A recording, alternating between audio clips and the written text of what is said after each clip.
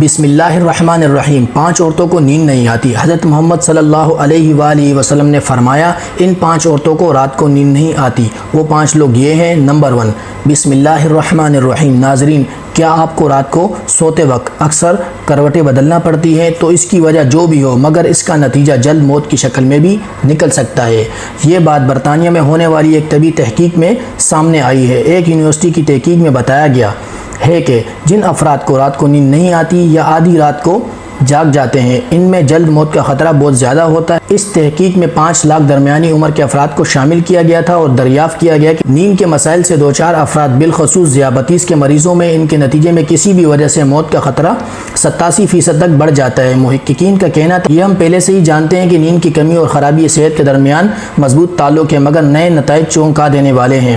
انہوں نے کہا کہ ڈاکٹروں کی نیند کے مسائل کو بہت سنجیدہ لینا چاہیے تاکہ ان میں خطرے کو کم کیا جا سکے۔ ان کا کہنا تھا کہ ذیابیطس سے ویسے ہی مختلف امراض سے موت کا خطرہ 67% تک بڑھ جاتا ہے، مگر ایسے مریضوں کو بے خوابی یا نیند کے دیگر مسائل کا سامنا ہو ان کے لیے یہ خطرہ 87% تک بڑھ جاتا ہے۔ اس سے قبل 2019 میں کیلیفورنیا یونیورسٹی کی ایک تحقیق میں بتایا گیا تھا کہ محض ایک رات کو کم سونا بھی ذہنی بے چینی، خوف یا اعصابی خلل کا خطرہ 30% تک بڑھ جاتا ہے۔ طبی جریدے جنرل نیچر ہیومن بیہیویئر میں شائع تحقیق میں محققین کا کہنا تھا کہ ہم نے گہری نیند کے ایک نیا فائدہ دریافت کیا ہے جو رات بھر میں دماغی کنیکشن دوبارہ منظم کر کے ذہنی تشویش اور بے چینی کو کم کر دیتا ہے۔ نیند کی کمی کی وجہ سے ذہن بوجھل ہوتا ہے اور مختلف مسائل کا شکار ہو جاتا ہے، جبکہ سونا حالت کو بہتر بناتا ہے۔ ناظرین، آئیے اب بات کرتے ہیں ان عورتوں کے بارے میں جن کو رات کے وقت نیند نہیں آتی۔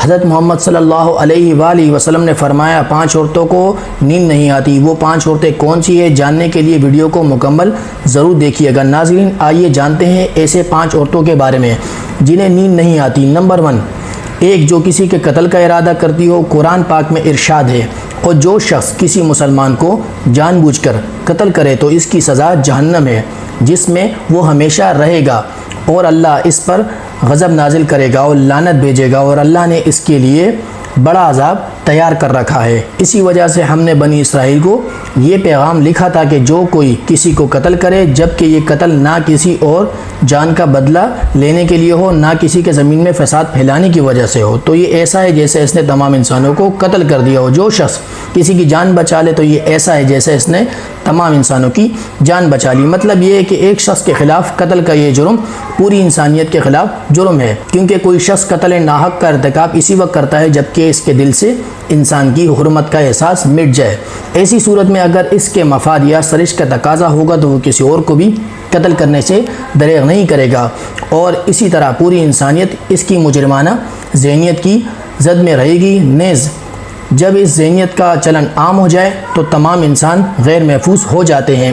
لہٰذا قتل ناحق کا ارتکاب چاہے کسی کے خلاف کیا گیا ہو اور چاہے وہ مرد ہو یا عورت، تمام انسانوں کو یہ سمجھنا چاہیے کہ یہ جرم ہم سب کے خلاف کیا گیا ہے۔ نمبر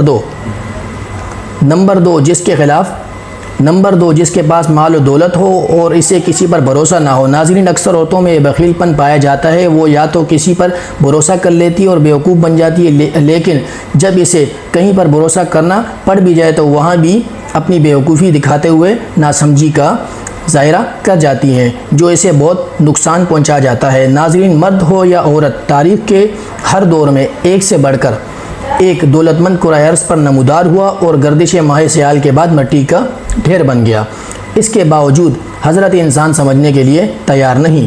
اگر آپ لوگوں کو ویڈیو پسند آئی ہے تو آپ لوگوں نے مجھے کمنٹ کر کے بتانا ہے۔ ویڈیو کا اگلا حصہ میں آپ لوگوں کے ساتھ نیکسٹ پارٹ کی شکل میں اپلوڈ کر دوں گا۔ السلام علیکم۔